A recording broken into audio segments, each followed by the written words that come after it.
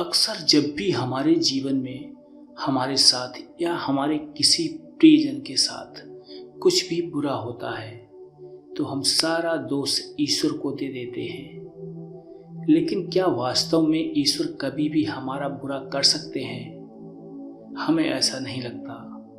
तो फिर हमारे जीवन में जो परेशानियां आती हैं, उन परेशानियों के पीछे ईश्वर का उद्देश्य क्या होता है, आज की इस प्यारी सी कहानी के माध्यम से जानेंगे।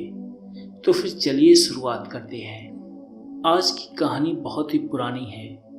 एक बार यमराज ने अपने एक देवदूत को पृथ्वी पर भेजा। उन्हें एक स्त्री की आत्मा लानी थी। देवदूत जब धरती पर आए तो देखते हैं कि उस महिला की 3 छोटी छोटी बच्चियां हैं। उन तीनों बच्चियों का रो रो के बुरा हाल हो रखा है। घर में पति की पहले ही मौत हो चुकी है। उन बच्चियों को संभालने वाला कोई नहीं था। यह देखकर देवदूत का हृदय पिघल गया। वह वापस लौटकर यमराज के पास खाली हाथ आए और कहा कि क्षमा करना, मैं उस औरत की आत्मा को नहीं ला पाया। शायद आपको पता नहीं कि नीचे क्या चल रहा है।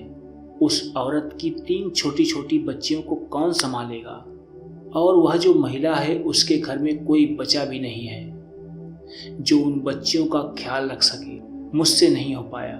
मैं तो कहता हूँ कि आप उसे थोड़ा और जीवन दे दो ताकि उसकी बच्चियाँ बड़ी हो जाएं। उसके बाद उस औरत की आत्मा को बुला लेना। देवदूत की बात सुनकर यमराज नाराज हो गए। उन्होंने देवदूत से कहा कि अच्छा, इसका मतलब तुम इतने बड़े और इतने अधिक समझदार हो गए हो। जो मृत्यु और जन्म को निश्चित करता है उस ईश्वर पर तुम संशय कर रहे हो। तुमने अपना जीवन का सबसे बड़ा पाप कर दिया है। अब तुम्हें इसकी सजा मिलेगी और तुम्हें सजा भोगने के लिए पृथ्वी पर जाना होगा। और तुम्हें तब तक पृथ्वी पर रहना होगा जब तक कि अपनी इस मूर्खता के लिए, इस निर्णय के लिए अपने ऊपर तुम्हें 3 बार हंसी ना आ जाए, तब तक तुम यहाँ वापस नहीं आ सकते। देवदूत को तब भी लग रहा था कि मैं सही हूँ, लेकिन सजा मिल चुकी थी, वह भोगनी थी। तो अपना दंड भोगने के लिए देवदूत जो था वह उसी राज्य में, उसी धरती पर आ गिरा जहाँ से वह उस स्त्री की आत्मा को लेने के लिए गया था। वह एक शहर में सड़क के किनारे फटे हाल पड़ा हुआ था। तभी वहाँ गांव से एक जूता बनाने वाला कारीगर शहर में आया हुआ था। वहाँ उसे अपने बच्चों के लिए गर्म कपड़े और कंबल खरीदने थे क्योंकि सर्दियों के दिन आ चुके थे। लेकिन उसने देखा कि एक गरीब आदमी सड़क के किनारे बड़े ही बुरे हाल में पड़ा हुआ है। तो उसने विचार किया कि यह जो गरीब है इसकी पहले मदद करते हैं। उसने उस देवदूत के लिए जो मनुष्य बन के वहाँ पड़ा हुआ था उसके लिए गर्म कपड़े और कंबल खरीदा। और बातों बातों में उस कारीगर को मालूम पड़ा कि उस देवदूत के रहने के लिए कोई जगह नहीं है। तो उस कारीगर ने उस देवदूत से कहा कि भाई, अगर तुम्हारी इच्छा हो तो तुम मेरे घर में रह सकते हो। देवदूत के भी रहने का कोई ठिकाना नहीं था। ठंड बहुत लग रही थी क्योंकि अब वह देवदूत नहीं रहा था, उसका शरीर मानव का बन चुका था। अब वह देवदूत कारीगर के पीछे पीछे चल दिया। रास्ते में कारीगर ने उस देवदूत को समझाया कि भाई, मेरी पत्नी गुस्सा करेगी क्योंकि मैंने पैसे बहुत ही मुश्किल से जमा किए थे। हमारे बच्चों के लिए कपड़े लाने थे, लेकिन मैंने कपड़े तुम्हारे लिए खरीद लिए। मेरी पत्नी जो भी बोले सुन लेना। अब दोनों जैसे ही घर पहुंचे, कारीगर की पत्नी ने गुस्सा करना प्रारंभ कर दिया। देवदूत को जोर से हंसी आई। देवदूत ने विचार किया कि वह समझ नहीं पा रही है कि उसके घर में कौन आया है। उसे नहीं पता है कि उसके घर देवदूत आ चुका है जो दौलत से उसके घर को भर देगा। उसके घर में बहुत सारा धन होगा, ऐश्वर्य होगा, संपदा होगी। वह समझ नहीं पा रही है, बस यह देख पा रही है कि भाई, मेरे बच्चों के कपड़े नहीं आए। वैसे भी इंसान अधिक दूर तक नहीं देख पाता। तो कारीगर ने पूछा, भाई हंस क्यों रहे हो? तो उसने कहा कि मैं अभी नहीं बताऊंगा, 3 बार हंस लूं तो फिर पूरी बात बताऊंगा। कारीगर की पत्नी ने थोड़े दिन गुस्सा किया, उसके बाद वह रहने लगा। देवदूत जो काम कारीगर कर रहा था जूता बनाने का, देवदूत ने करना प्रारंभ कर दिया। और इतना कमाल का काम करना शुरू किया कि पूरे देश में उसकी ख्याति हो गई। यहाँ तक कि उस देश के सम्राट के जूते भी वहीं से बनने लगे। एक दिन सम्राट का आदमी आया, बहुत थोड़ा सा चमड़ा था उसके पास। उसने कहा कि यह बहुत कीमती चमड़ा है, इसमें सम्राट के लिए जूते बनाने हैं। ध्यान रखना, जूते बनाने हैं, चप्पल नहीं बनानी है, क्योंकि उस देश की प्रथा थी कि चप्पल तब पहनाई जाती थी जब इंसान की मृत्यु हो जाए। चप्पल पहना करके उसे मरघट तक ले जाते थे। लेकिन जो देवदूत था उसे आगे तक का सब पता था। उसने जूते नहीं बनाए, उसने चप्पल बना दी। अब जो कारीगर था जूता बनाने वाला, जो उस देवदूत को अपने घर लेकर आया था, उसे बहुत गुस्सा आया। उसने कहा कि तू मुझे मरवाएगा।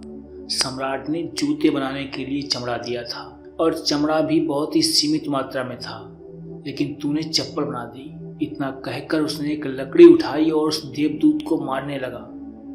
तभी सम्राट का आदमी दौड़ता हुआ आया और कहने लगा कि सुनो भाई, उस चमड़े से तुमने जूते तो नहीं बना दिए, उस चमड़े से चप्पल बना दो, क्योंकि सम्राट की मृत्यु हो गई है और सम्राट तो चाहते थे कि उस चमड़े के बने हुए जूते पहने, लेकिन चप्पल पहनाकर ही उन्हें मरघट तक ले जाया जाएगा। अब सम्राट के आदमी की जैसे ही बात सुनी उस कारीगर ने, उसने तुरंत ही चप्पल लाकर रख दी और कहा कि चप्पल तैयार है। सम्राट के आदमी को कुछ नहीं सूझा, वह फटाफट चप्पल लेकर भागा।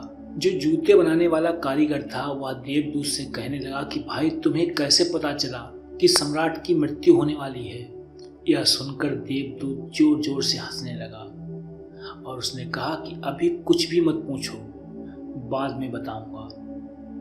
तभी एक दिन एक घटना और घटी। 3 लड़कियां एक बूढ़ी महिला के साथ उनके पास आती हैं और कहती हैं कि हमारी शादी होने जा रही है, हमें बढ़िया से सैंडल बनवाने हैं। लेकिन देवदूत उन लड़कियों को देखकर पहचान जाता है कि यह तो वही तीनों बच्चियां हैं जिनकी माँ की आत्मा लेने के लिए मैं पृथ्वी पर आया था। फिर वह बूढ़ी महिला से पूछता है कि यह बच्चियां कौन हैं? तो बूढ़ी महिला उन्हें बताती है कि हमारे पड़ोस में एक गरीब महिला रहती थी, उसकी 3 बच्चियां थीं, मेरे कोई संतान नहीं थी। इनकी माँ की बचपन में मृत्यु हो गई थी, तो मैंने इन तीनों बच्चियों को पाला पोसा और बड़ा किया।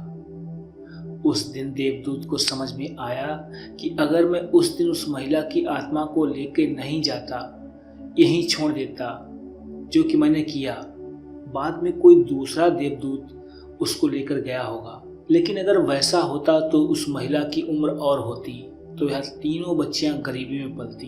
इन तीनों बच्चियों का जो भाग्य था पहले ही लिख दिया गया था। इन्हें किसी अमीर घर में पलना था, धन ऐश्वर्य संपदा के साथ पलना था। अमीर घर में इनकी शादी होने जा रही है। इनका जीवन ऐश्वर्य से संपन्न हो गया और इन्हें माँ का प्यार भी मिला, एक ऐसी महिला के रूप में जो कि बहुत करुणावान है। उस दिन देवदूत तीसरी बार जोर जोर से हंसा। देवदूत को हंसता हुआ देखकर जूते बनाने वाले कारीगर ने पूछा कि भाई अब तो बता दो। तब देवदूत ने उसे पूरी बात समझाई और कहा कि मैं अपना दंड भोग रहा था। मुझे आज समझ में आ गया है कि जो ऊपर वाले का खेल है उससे बेहतर कोई नहीं जानता। इसीलिए क्या होगा, कैसे होगा, अच्छा होगा, बुरा होगा, सौभाग्य होगा, दुर्भाग्य होगा, यह सब सोचना बंद कीजिए और अपने जीवन को जीना शुरू कीजिए। आशा करता हूँ कि आपको कहानी पसंद आई होगी। फिर मिलते हैं एक नई कहानी के साथ, तब तक के लिए नमस्कार।